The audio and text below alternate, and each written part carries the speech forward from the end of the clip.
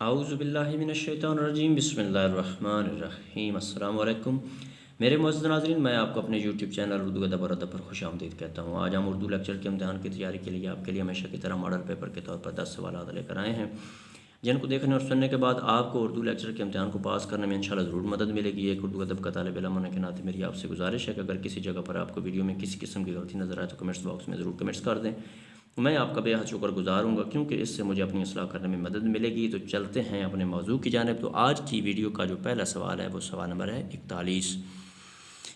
سوال نمبر 41 ہے، میر تقی میر کے کتنے دیوان ہیں؟ سوال نمبر 41 دوبارہ سننا، میر تقی میر کے کتنے دیوان ہیں؟ سوال آپشن اے فقط 1، option B 4، option C 6، option D 12۔ تو سوال نمبر 41 کا جو درست جواب ہے وہ ہے آپشن سی 6۔ تو چلتے ہیں سوال نمبر 42 کی جانب۔ مسجد قرطبہ علامہ اقبال کی شاہکار نظم ہے، یہ ان کے کس مجموعے میں شامل ہے؟ سوال نمبر 42 دوبارہ سننا، مسجد قرطبہ علامہ اقبال کی شاہکار نظم ہے، یہ ان کے کس مجموعے میں شامل ہے؟ آپشن اے بانگ درا، آپشن بی بال جبریل، آپشن سی ضرب کلیم، آپشن ڈی ارمغان حجاز۔ تو سوال نمبر 42 کا جو درست جواب ہے وہ ہے آپشن بی بال جبریل۔ تو چلتے ہیں سوال نمبر 43 کی جانب۔ مجھے میرے دوستوں سے بچاؤ اردو کا ایک شاہکار مضمون ہے، اس کے مصنف کون ہیں؟ سوال نمبر 43 دوبارہ سننا، مجھے میرے دوستوں سے بچاؤ اردو کا ایک شاہکار مضمون ہے، اس کے مصنف کون ہیں؟ Option A Sajjad Haider Yildirim, option B Maulvi Abdul Haq, option C Rashid Ahmed Siddiqui, option D Mirza Farhatullah Baig. تو سوال نمبر 43 کا جو درست جواب ہے وہ ہے option A Sajjad Haider Yildirim. تو چلتے ہیں سوال نمبر 44 کی جانب۔ تو سوال نمبر 44 ہے، علامہ اقبال کی شاہکار نظمیں شکوہ اور جواب شکوہ کس حیت میں ہیں؟ سوال نمبر 44 کو دوبارہ سننا، علامہ اقبال کی شاہکار نظم شکوہ اور جواب شکوہ کس حیت میں ہیں؟ آپشن اے مخمس، آپشن بی مسدش، آپشن سی مثنوی، آپشن ڈی ترکیب بند۔ تو سوال نمبر 44 کا جو درست جواب ہے وہ ہے آپشن بی مسدس۔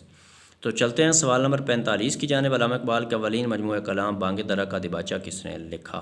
سوال نمبر 45 دوبارہ سننا، علامہ اقبال کے اولین مجموعہ کلام بانگ درا کا دیباچہ کس نے لکھا؟ آپشن اے شاہ دین Humayun, option B Syed Sulaiman Nadvi, option C Abdul Majid دریا آبادی، آپشن ڈی سر عبد القادر۔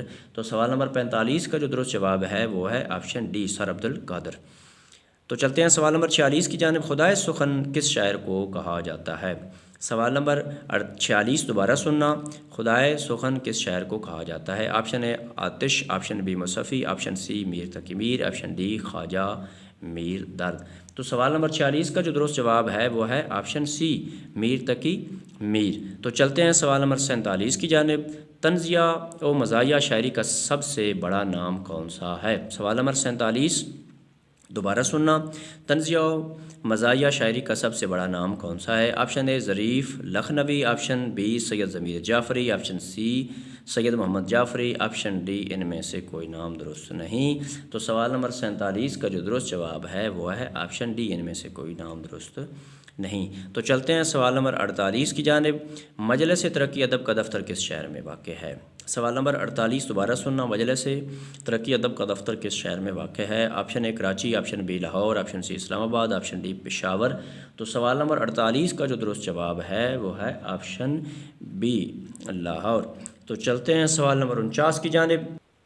سوال نمبر 49 ہے، میر انیس اور مرزا دبیر نے مرثیہ لکھنے کے لیے کون سی صنف نظم کو استعمال کیا ہے؟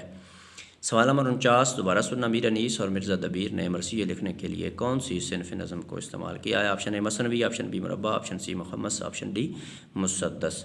تو سوال نمبر 49 کا جو درست جواب ہے وہ ہے آپشن ڈی مسدس کو۔ تو چلتے ہیں سوال نمبر 50 کی جانب، اور اس ویڈیو کے اعتبار سے آخری سوال کی جانب۔ غزل کے سب سے دل آویز شعر کو کیا کہتے ہیں؟ سوال نمبر 50 دوبارہ سننا، غزل کے سب سے دل آویز شعر کو کیا کہتے ہیں؟ آپشن اے بیت الغزل، آپشن بی مطلع، آپشن سی حسن مطلع، آپشن ڈی مطلع ثانی۔